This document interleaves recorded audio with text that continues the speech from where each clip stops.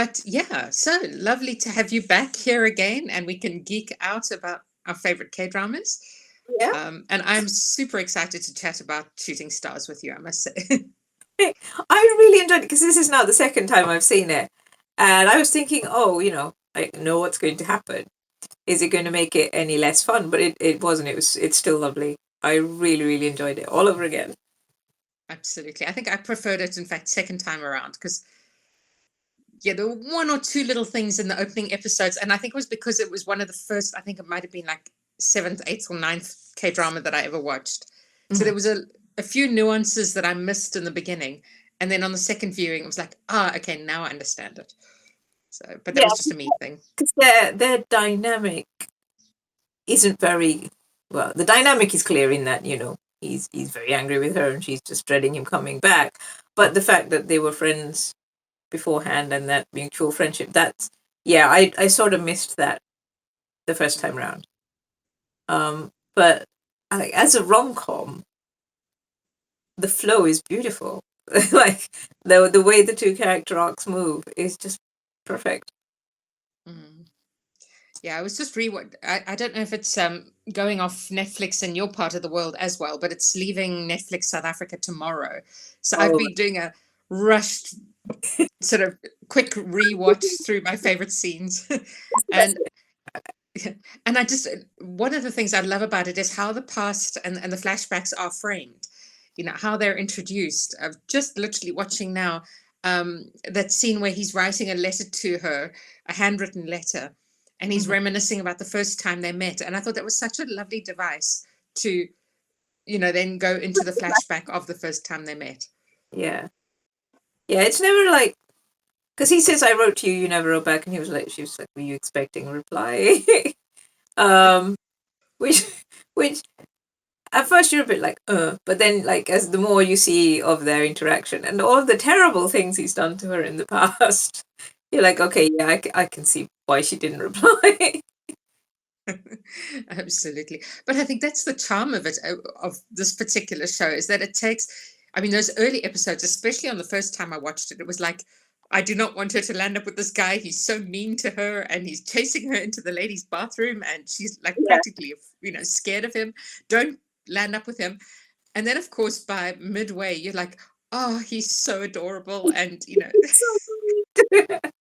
that redemption arc and how they redeem him is just so good, I think. And like the amount of groveling he has to do, which is entirely right. Yeah, they got the grovel right because there's that bit of like where he says his manager says to him, "So what have you done to her that you need to atone for?" And he writes this list, and he's like, "Oh, that's a lot." It's, It's all like really petty, tiny things that just accumulate. So yes, yeah. the grovel worked very well in that. But he doesn't actually grovel. He like has to show the grovel.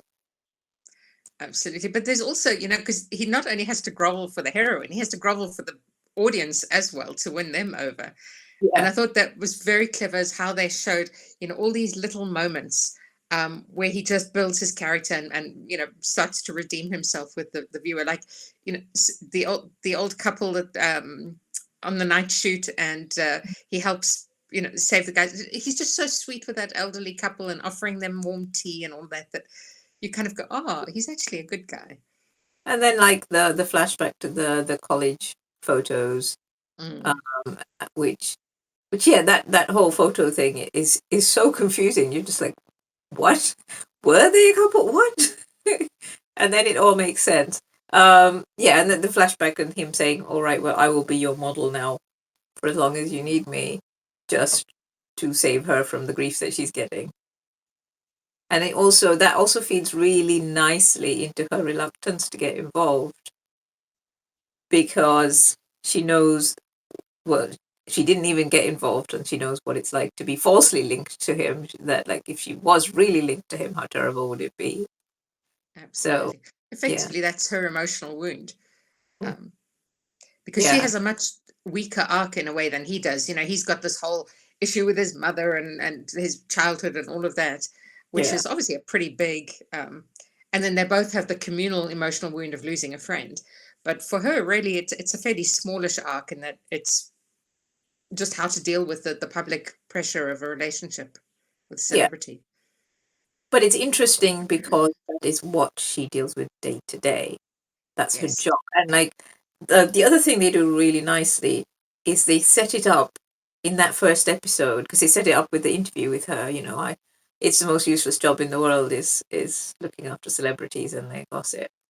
And then it ends at the end of the episode. It's like, yes, it's the most useless job in the world, but I love it. That frames her as like the consummate professional and the spin doctor and everything so well in that, just in the first episode.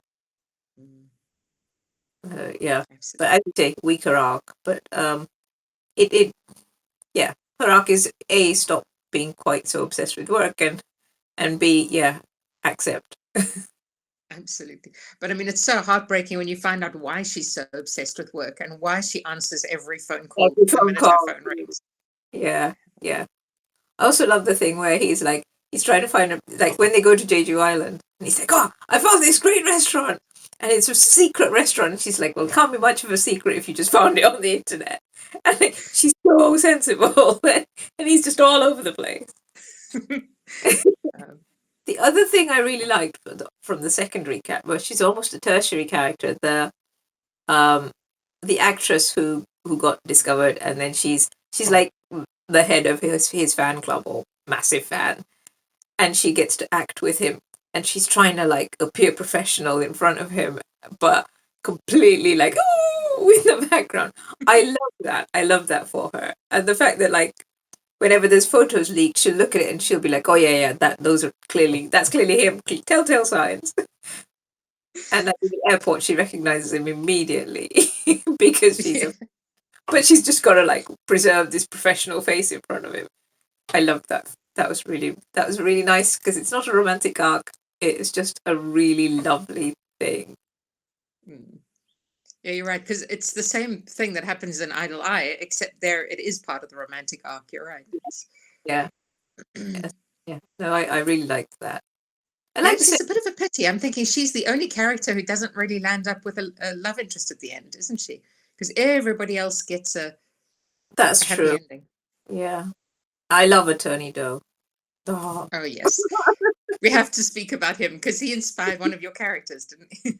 yes, he's that guy basically. So, what was it about him that inspired you? I don't know. I think it's partly that kind of. I love the kind of buttoned up guy that slowly lets someone in. Like, when I watch Star Trek, it's Mr. Spock. I'm like, even though that's not a romantic thing, but he slowly lets the other guys in that threesome of Kirk, Spock, and Bones. Yeah. So yeah, I love that, the whole buttoned up guy and letting other people in slowly, and that's a thing I've always liked. And yeah, he's just like, yeah, I finish at 6 o'clock. I don't need to work after that. You need to talk to me. And then, but the person he ends up with is almost perfect for him for exactly the same reason. Yeah, Yeah. And he's also like, absolutely. he treats her so well though, when he's asking the heroine out, the main heroine, when he's asking her out, and they go out on a date and everything, and the date is so flat. He's done everything right and he's treated her so well, but the date is just like, and that was nice Absolutely. as well. That was nice to see, because it gives you contrast to her sparking off the hero when she does meet him, even though technically, they don't get on. And also his own sparks and his own banter with his future leading lady. Yes, yeah, and yes, and that is such a different dynamic to Mm. the main character couple. But you're Yeah, right. I, I'd never thought of that about him, slowly letting people in. But you're right, he does that with the guys as well. The whole bromance thing that he has going. And by the end, he's got this whole circle of friends that he's part of yes, from being this buttoned up loner at the beginning. yeah, yeah, and yeah, and like the guy turns up and he knows which coffee to make him. Yeah. So yes, that friendship is really sweet, between the guys, even though neither of them would admit that they were friends. Absolutely. The K dramas do that so well because I'm just thinking of like her private life as well. I don't know if you've seen that one. Yeah, Um, with the lead and the pop idol who also lives sort of upstairs. have this. I mean, obviously Well, it turns into a whole lot more later, but that awkward friendship and the eating together and popping into one yes, another's apartments. no, that is nicely done. I mean, the best like Crash Landing on You has the best sort of friendship group dynamics because both like the girls and the boys, the dynamics in both very different, but so well done. Mm. But That, the length yeah. means we have more room to explore them, and they can all be different, and you can get to know them all, which is nice. Yeah, I've been slowly recording my masterclass on what writers can learn from K-dramas. So I've still got a little bit of a way to go before I can release it. But that's exactly one of the points I make with how good K-dramas are. The two things they do really well is when they have big casts. And in fact, this one, Shooting Stars, is perfect because it has this massive cast of, you've got all these actors and you've got all the staff who work behind the scenes, but you never confuse them because everyone is introduced separately as their own person. You get to know them, and then they're also different. They are each given their own personality, their own quirks. That even amongst the team of PR ladies working together, the three of Yes, them are so distinct from one another. and You yet never confuse them. a little bit about which one of them is dating the manager's assistant. It's like which one is it? Right Yeah, and there until was, and there could have been several. Exactly, they really do keep you guessing. yeah, and then like for different reasons. You think, oh, yeah, yeah. The secondary romance, I guess, between the two managers, the senior manager and the. I mean, she's not a trainee manager. She was his trainee at one point. Mm, Yeah. Although maybe not. She was the other guy's trainee, and the other guy left to that's form right. his own agency. So Mm, she got handed over to the new guy or became a manager or something. Yeah, that one was very, very subdued. mm. I think my favorite of the secondary romances is actually the two actors on set, Yuna Yeah. and I can't remember the other guy. The youngsters. Just because the sparks between them is just delightful, and yeah. Yes, that's very funny as well. Mhm. Yes, the whole fake hating. Yes. Well, Yeah. really is enemies to lovers to fake dating. It's got all the tropes thrown into that one. Yeah, it's like a little drama in itself inside. Yes, that And was then, of fun. course, the way it reflects their characters in the show as well. Just, yeah, And, all and in all. suddenly I can act. They're like, oh, I didn't know she could do that. Yes. Uh, No, it is excellent. It's certainly worth a rewatch, like again, mm, just to kind of trace things. Like you say, the second time you watch it, you catch more of the subtlety. yeah. Yeah, so it's nice. It's yeah, the very first episode where they kind of paint him first as a good guy, then a bad guy, then a good guy. Because at first I was like, why have they done that? Why have they like the Africa thing? They film it 3 times where he's like he's in the right, he's in the wrong. We're not sure. And then I kind of thought, well, actually, that's making the point that it's all spin. That like everything is viewed through how people twist it, and Mm, then everything else that happens after that, again, you see the spin quite clearly. yeah. And yeah, And I must say, of course, I just loved having the Africa scenes because I could practically drive an hour out of Johannesburg and I'd be probably on the location where they filmed that. It yeah, just looked so familiar. that's true. I didn't think of that. Good point. Yeah, it's not often I get to see my own home country on screen. So unless I watch local stuff, of course. But Yeah, yeah. yeah. No, no, I've really enjoyed it. It was very, very, very good. And thank you for making me rewatch it because I don't tend to rewatch because yeah, because like you have spreadsheets and notes and stuff. I just watch them and then forget what I watched. Yeah, no, I'm terrible. Well, I always put it down to my ADHD. When I had a full-time job, I always used to write notes in every meeting I was in. And I finally realized that was just because otherwise I start spacing out. And I think Um, it's the same reason why I love watching with subtitles, because it forces me to concentrate on the screen and I'm not off on my phone surfing. And I find that too. I find that it's a lot more relaxing because you have to be fully immersed in the thing because you mm, can't just wander off. I mean, I understand the odd word here and there, but like I would miss it. So yeah, no, that's true. Um, what was I going to say? Yeah, I when I'm at work, I make notes all the time as well, pretty much sometimes verbatim, and it's because I forget otherwise. yes, exactly. That's So why I sit with my phone and I have my notes app, and I will occasionally, type a little note into my phone about, oh, look at the story structure here. And for me, that's the mark of a good K drama, is when I get so absorbed in it that I get yeah, to like episode 6 and go, I haven't made any notes yet. yes, this is true. It's true. When you forget to look for the bones. Mm, Yeah, because I find that with books sometimes I'm like halfway through and I'll be like, I can see the bones in this, and I shouldn't be at this point. Um, but yeah, really good book. You don't see the bones because you're too busy reading the story and living the story. So mm, yes, that's a very good point. You yeah. recommended to me Our Unwritten Soul, so I Yes, watched it and it's excellent. it is. It's fabulous, isn't it? So, oh, I'm partway emotional. anyway, and you could tell the twins apart even when they were playing each other, if you see what I mean. Mm, Yeah, which is amazing. It's very sweet and very gentle. Um, People kept describing it previously, like before I watched it. People kept saying, "Oh, it's a slice of life drama," and to me, slice of life means nothing much happens. It's just about, but there is a story. It mm. has a plot, and it's a very interesting story. And some very major character arcs. I mean, both twins have, quite a massive growth arc and come out quite changed at the end of it. Yes, yeah. And the hero, Mm, as well.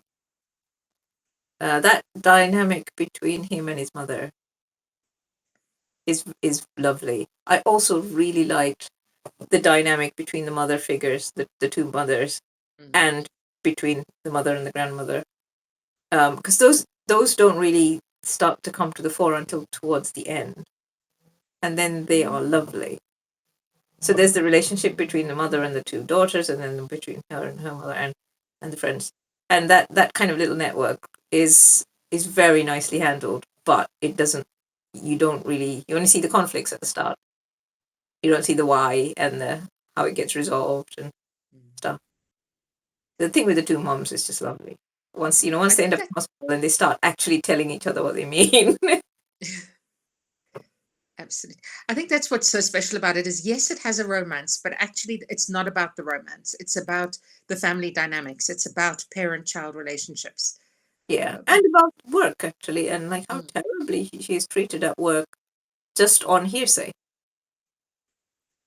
Um, yeah, and sexism basically. yes.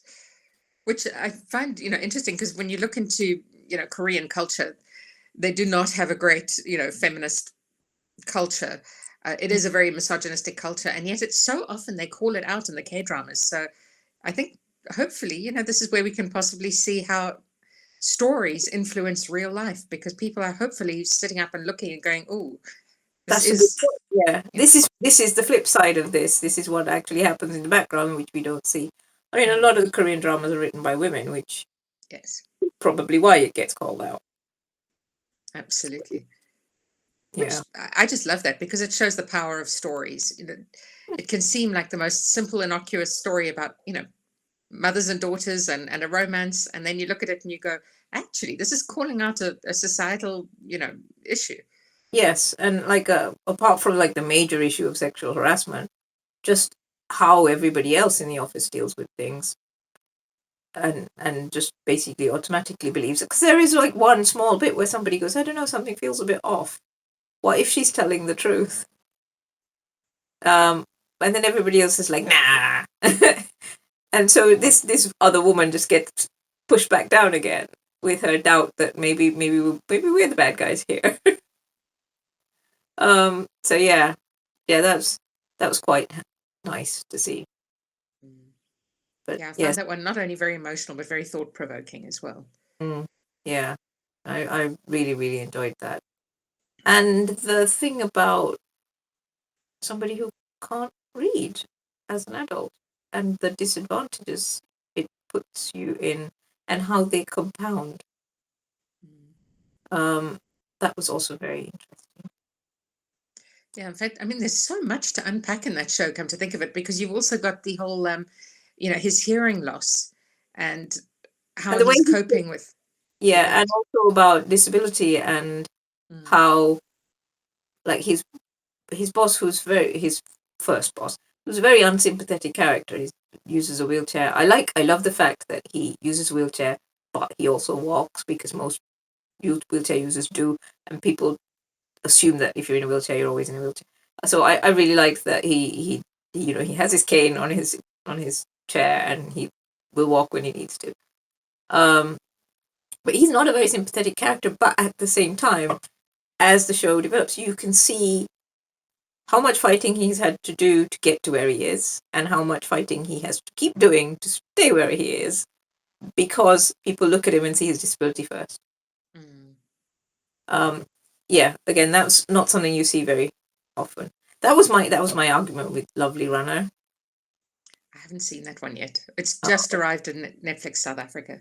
Yeah, because the heroine starts off in a wheelchair, and they handle that part very well, like the difficulties of being in a wheelchair. Like, she goes for a job interview, she doesn't even get to the interview because there are stairs, and they're like, oh well, like the editing suite or whatever it is on the second floor, so so she doesn't even get to interview for this job she's qualified for.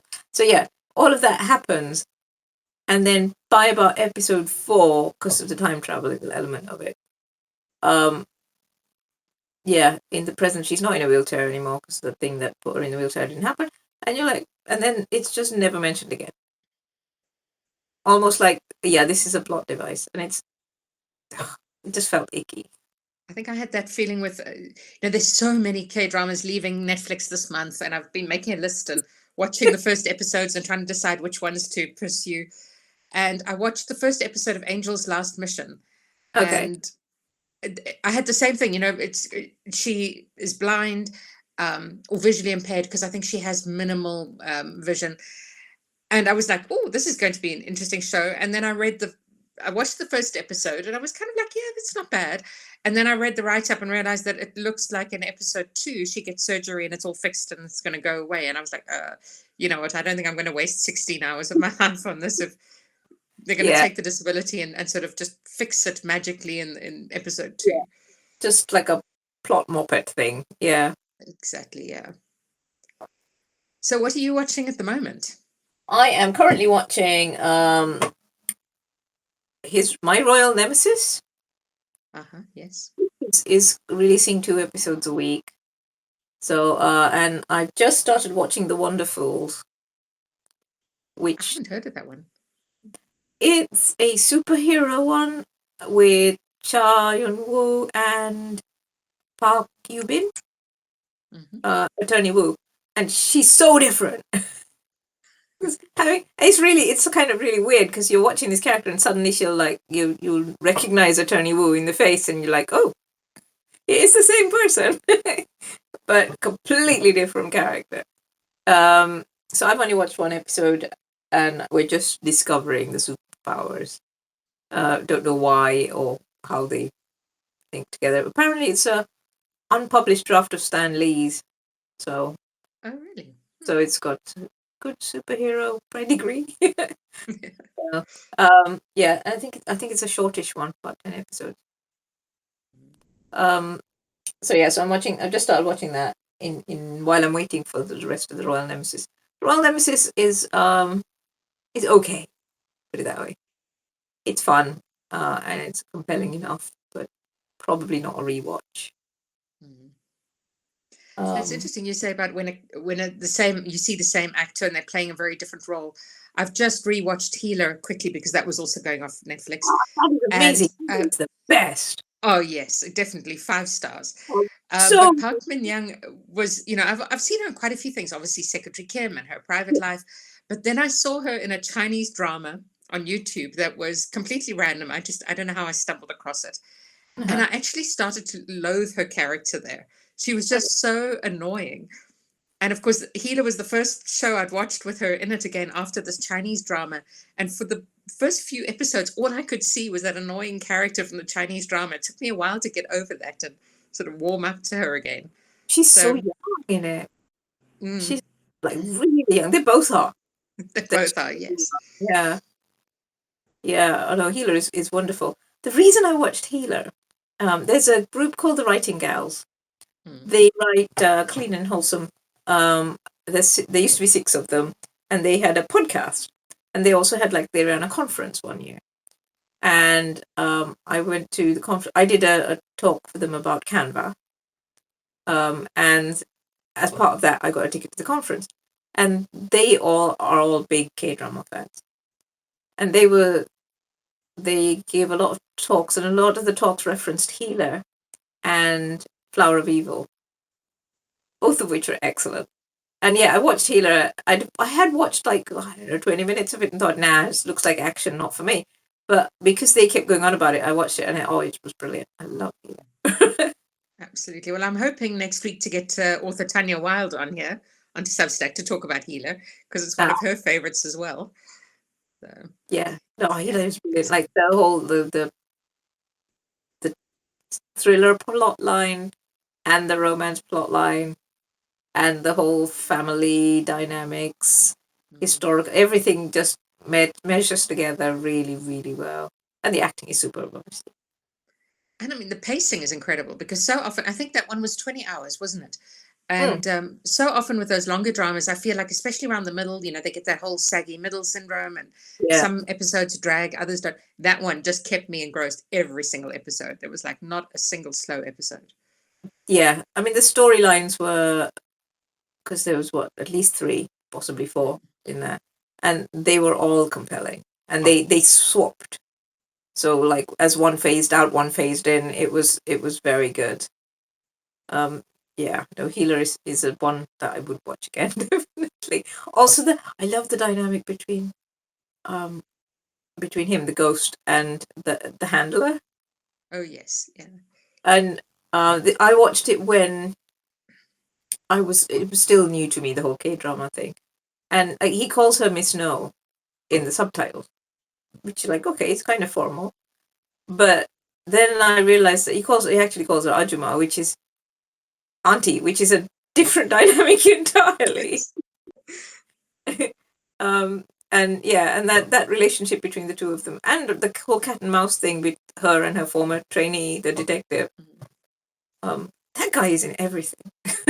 He is, yes. He's like a cartoon character in like all of them. Um, yeah. So Yeah, yeah, he must have the most fun career because I don't think he's played the same character twice. Every role was he's different. lawyers, kings, yeah, detectives, former pop star turned coffee shop owner. It's just everything. Publishing guy.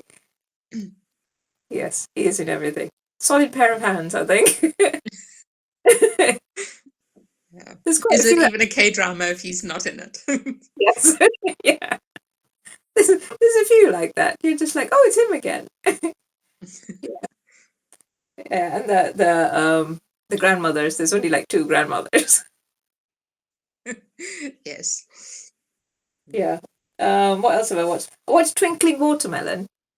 Oh, yes. I haven't seen that one yet. But What did it's you an think? old one, and I don't think I recognized very many people. I mean, I recognize the secondary actors again, but um, yeah, none of the main cast. Oh, apart from the heroine. And it's a time travel one, and this kid who is the only hearing person in a family of deaf people. He gets sent back in time, and he meets his dad as a teenager. So for the most part, everybody's 16, and like the energy of it, they just run everywhere. These boys, they just cannot walk. They just run everywhere, and everything is at like full pelt. And it works really really well.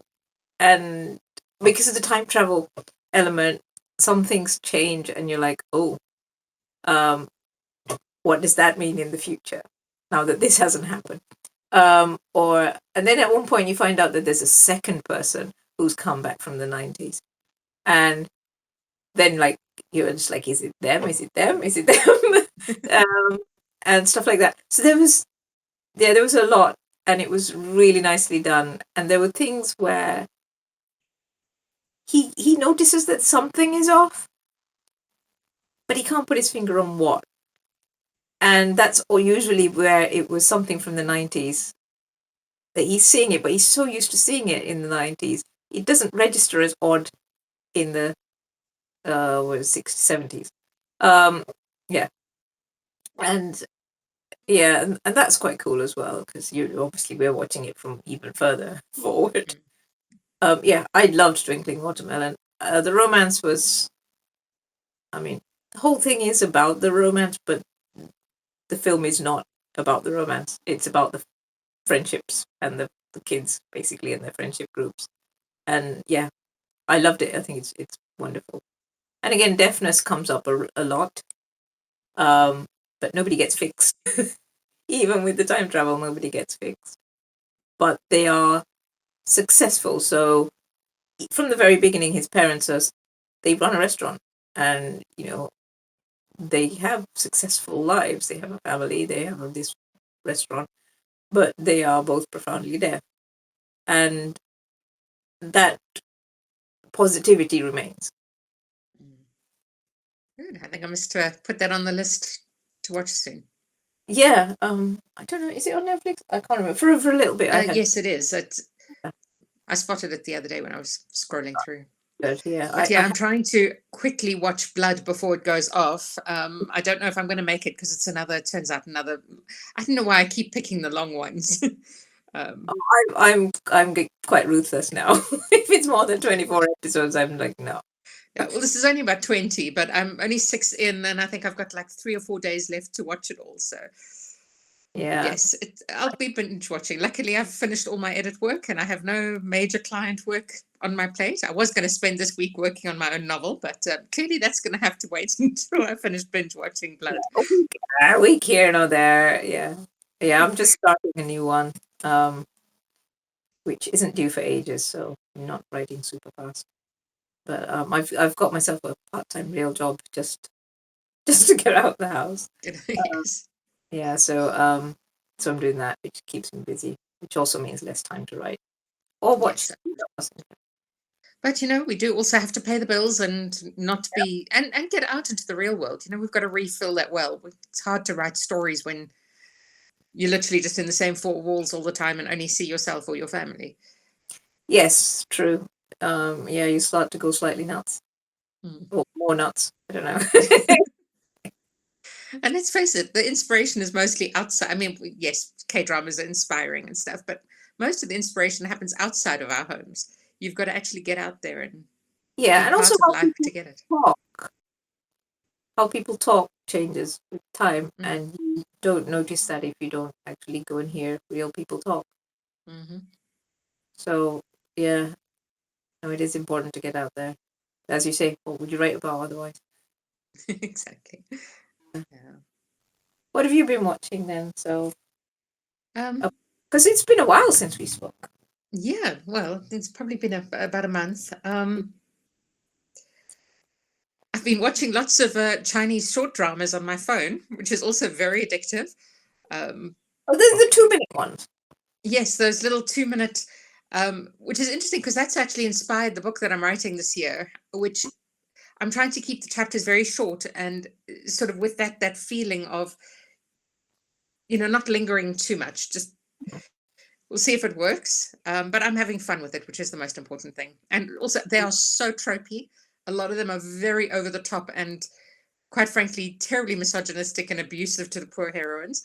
But there are some gems out there. I watched one the other day that was just, just trying to remember what it was called now. It had one of those very almost like Mills and Boone titles. Let's see, do I have it on my phone? So I tried to screenshot from the opening pages so I can remember what they are.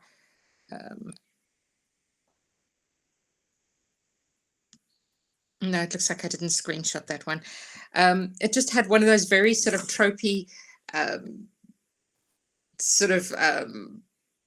Oh, but it was delightful. I actually laughed a lot watching it. Um, it's What good. All the tropes. You were talking about the person coming back from the future. So yeah. the heroine has the typical tsundere boss. He's the stern, aloof, everybody, intimidating boss.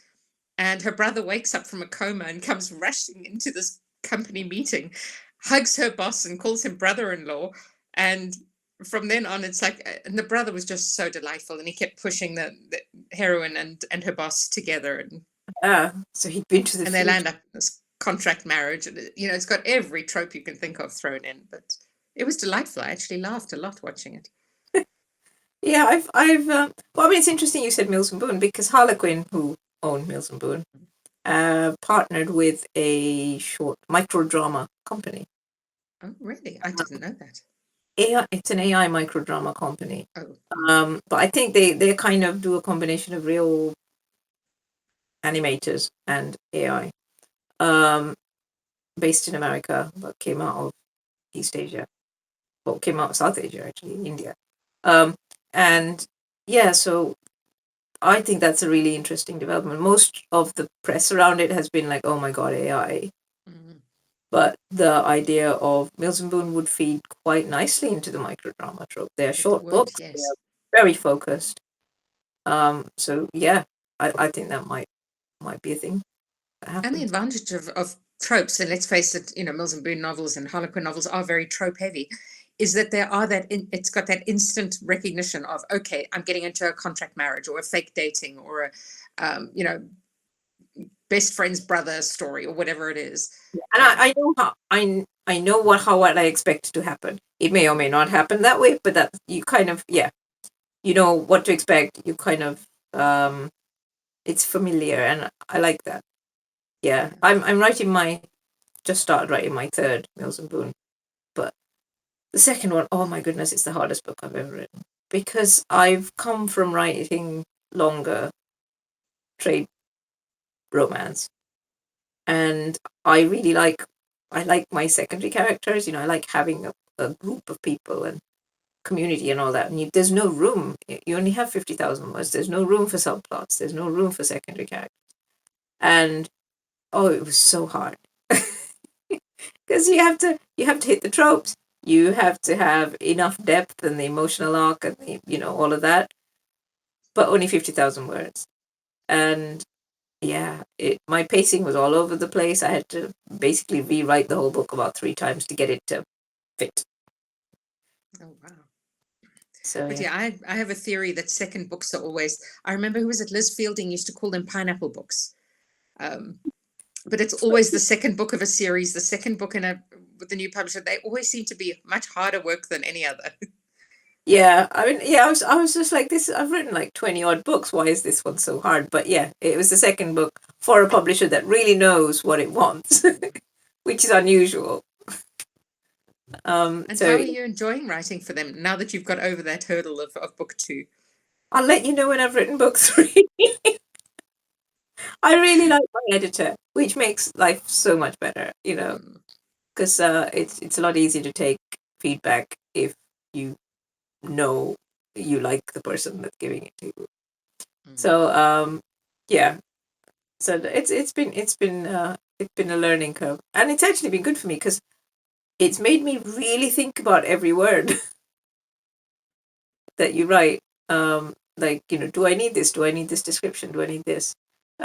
And stuff like that. So it's been good for me from a craft point of view, training. Absolutely. I see Tanya says, yeah, 50K is her sweet spot as well. I actually had the opposite. My last two books with HarperCollins were both over 100. In fact, I didn't realize at the time, but my Microsoft Word stopped counting when I hit 100,000 words in my manuscript. So I Oh, didn't really know with Last of the Summer Vines how many words it was. I guessed it was around about 110,000.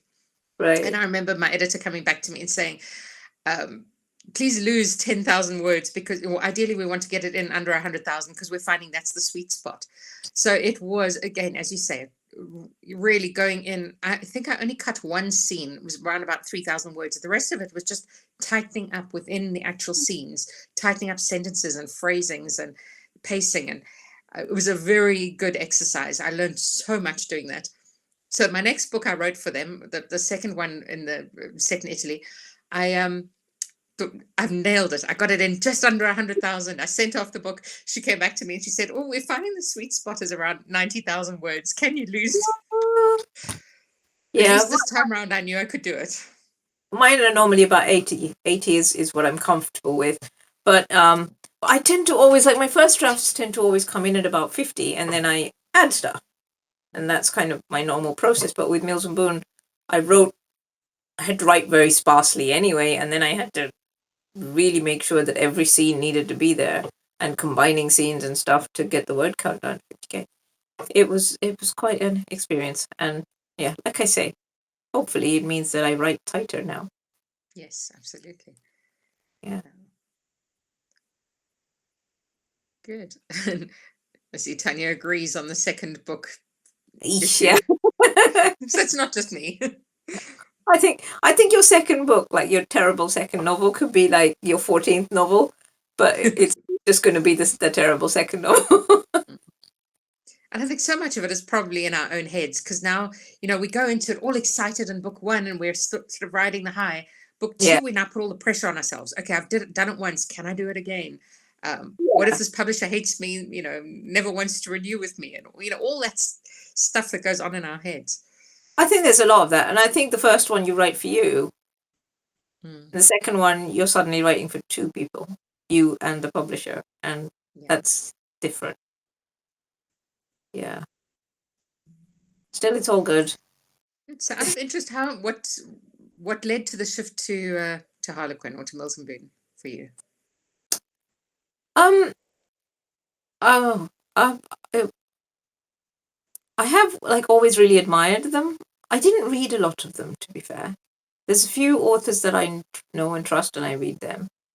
But generally, I didn't read a lot. But I read Therese Bihari is one of them that I'm like, oh yeah, I will read one of hers, kind of thing.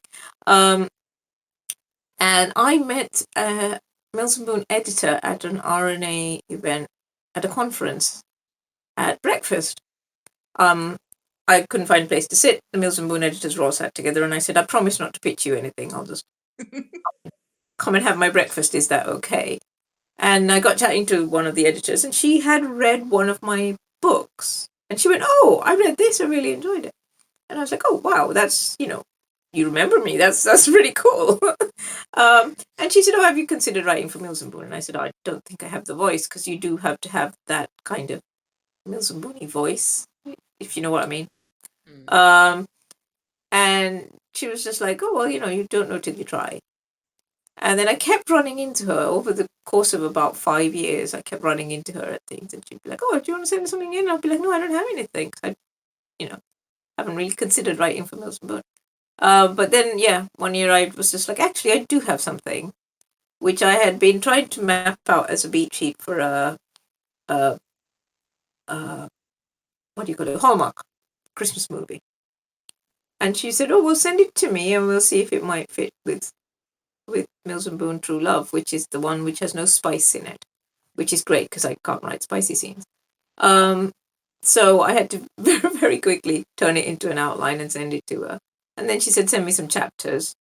So I'm not very good with writing opening chapters. I have to write the whole book and then rewrite the opening chapters. So I wrote the whole book and sent it to her. And then it was about 2 years of her going, well, can you change this? Can you change that? And you send it back in. Oh, right. Well, but can you make him more like this, more like that?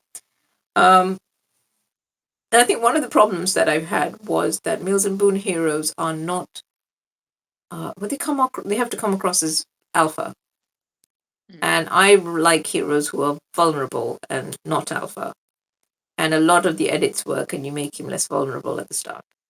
He can be vulnerable, and he is, but at the start you should not be seeing that, and that was really hard for me because I write sort of nerdy guys or very buttoned up guys like a Tony Doe. Yes. So yeah, so that's been an interesting thing, and I'm still learning. I think that's probably the hardest part, is making my hero alpha enough. Mm. Yeah, So I love, yeah, RNA conferences really are amazing. That's how I got in with HarperCollins, was thanks to a pitch, a pitch that actually went nowhere. So much like you, I remember pitching to an, an editor who at the time had just left. I think they'd just opened up Mirror, uh-huh. the That's why. mainstream imprint. Mm. And so I pitched a book, and she said, "No, I don't think that really fits our line." But we got along really well, and we chatted so nicely. And I was her last pitch of the day. And I remember she was then called to come and do a talk, and we walked down the stairs together, chatting the whole way, and we just hit it off. So then, sort of, I wrote another book in between, and then I was on Twitter one day, and up she popped with a note going, "Oh, and I'm now at HarperCollins, and we've got this new imprint, and we're open for submissions." And because of seeing that, I sent off a thing to her and said, "We met at Penrith at the conference, but you didn't want that particular book, but this is a new one that I've written." And because my opening lines, I think, were "We met at Penrith," and because Mm. we'd hit it off, I was just lucky enough to be one of the first manuscripts that they read, and got in and obviously they liked what the new book. But I swear, if I hadn't met her at the conference, I probably wouldn't have followed her on Twitter, and I wouldn't have seen her tweet literally as she posted it. And I Yeah. wouldn't have been one of the first manuscripts that was sent in, and I wouldn't have had that opening line in my query letter that we met. So Mm. I attribute all of that to RNA conference. Yeah, and a lot of it just happens like in the bar or in the queue to get a cup of tea or stuff like that. And yeah, I mean, the writing for HQ came about.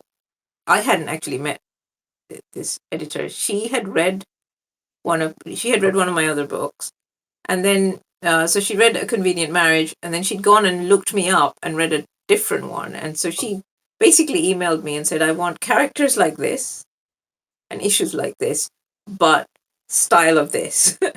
Can Oh, you wow. do that?" And so, like, it is easy. Like, you put the books out, and you're like, "Okay, well, that book is done now. Move on to the next one. Move on to the next one." But those are all calling cards that you're leaving out there. Then you never know who might pick it up. Absolutely. So yeah. I mean, we met at an RNA conference in the taxi, didn't we? Yes, we did indeed. Yeah, Greenwich. Yes. Did Yeah. I was did you go enormously. to did you go to Penrith as well? I did. That was the following year, wasn't it? Yeah. Oh, well, I think it was two. Yeah, it was either the following year or 2 years later. Actually, probably was 2 years later because yeah, it would have been too close to the baby for the next one. Yeah. Yeah. No, it was good. Penrith was a very strange place Mm. for the conference because you were in student houses rather than in the individual rooms. Yeah, it's Yeah. strange. I have very little memory of that conference itself, but I remember the house that we were staying in. So it's a tiny little house in the actual compound. Yeah. Mm. Yeah. Shall we set a rewatch? Because I've got one for you. Um, have you got Startup on Netflix there? Yes, yes, I do. Cool. Should watch that then. And I'd be Okay. interested to know what you think about Love Triangle. Oh, I do love a good love triangle. Yes. Yeah, well, this one made me so cross because I thought she ended up with it wrong. Like at the time when the episodes were being released, when I was watching it, there was so much discourse on Twitter. There was just uh, like there was hashtag Team Namdo Sun and, and hashtag Team Ji Pyong. So yeah, so right the way through there was this kind of big divide. It's got Bae Suzy is the heroine, Mhm. and Nam Joo Hyuk from weightlifting fairy Kim Bok Joo. Kim. He's the hero, and the second hero is Kim Seon Ho, and that was probably his breakout role. Oh, really? Oh. And it's set in a tech startup world. Um, yeah, it's really fun. Okay, I will do my homework and I will watch Startup, and then we can set a date. I will watch it again as well because yeah, it does have a couple of episodes which are a bit slow towards the end. But apart from that, it's all go. And it has some lovely secondary characters. And Just sometimes you have to watch the shows that aren't so good to really appreciate the ones that are.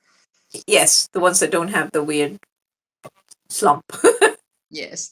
Yeah, for me that was Love in the Moonlight. It was, I mean, I love Park Bogum and he's so, sweet, and I follow him on Instagram, but that was not my favorite K-drama. Yeah, I watched One Spring Night. Oh, I just yes. got bored and Same. yeah. Have you watched Something in the Rain, which is basically the same director, writer, actor, lead actor team? No, no. Okay, Yeah. don't.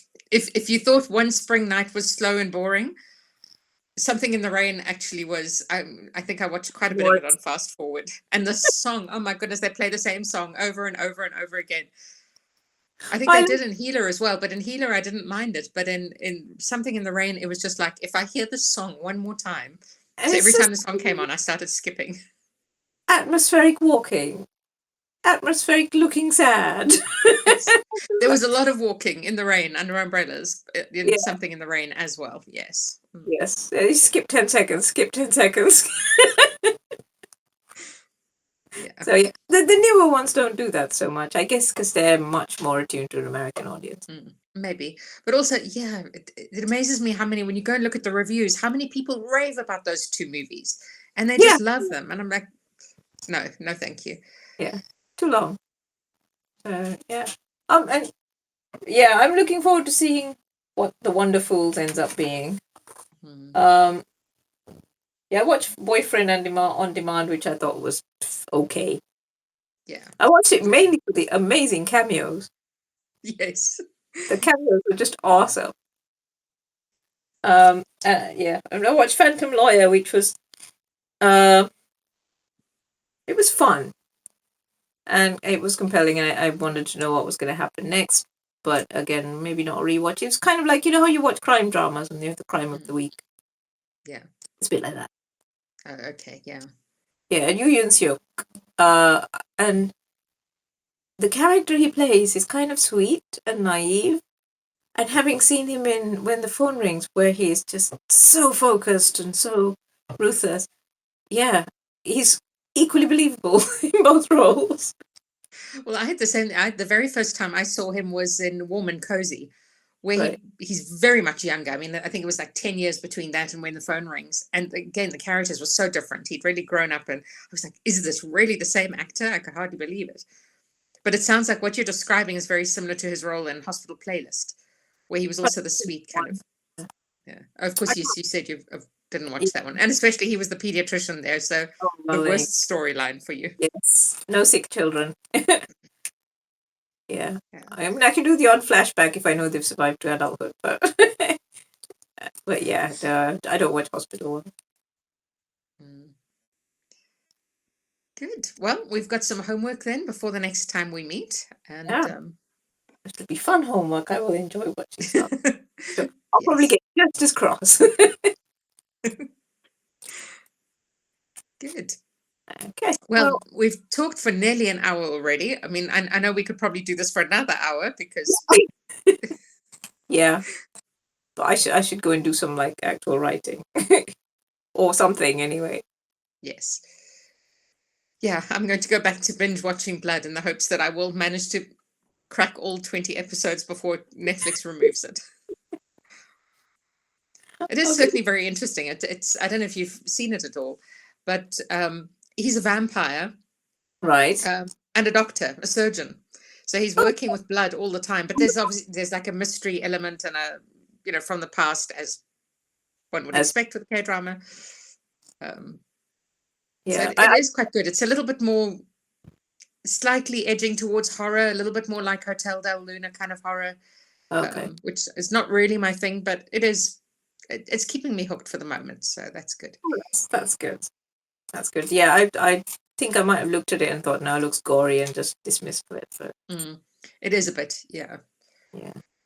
And unlike, there's some medical shows like Hospital Playlist I didn't mind so much. It felt authentic, but it didn't feel like but this one definitely didn't, because I have a tendency also to watch K-dramas while I'm eating meals because, Oh. just, I'm not working on my computer while I'm eating, so I can actually watch something. And Yeah. this one is like, no, definitely you cannot eat a meal while watching this show. Yeah. I mean, likewise, it's my lunchtime thing. I watch and I eat, but yeah, not gore. Mm-mm. Okay, well, lovely, and thank you, Tanya, for showing up and contributing in the chat. And added stuff to your Netflix list now. yes. Okay, well, I will see you next month, I guess, and now we'll talk Indeed. about Start Up and whatever else we've been watching. Probably the rest of Blood. And thank you so much for coming and geeking out with me and chatting K-dramas. As always, it's so much fun. Talk to me about it. Okay, well, on that note, goodbye and enjoy the rest of your afternoon. You too, and you, Tanya. Bye.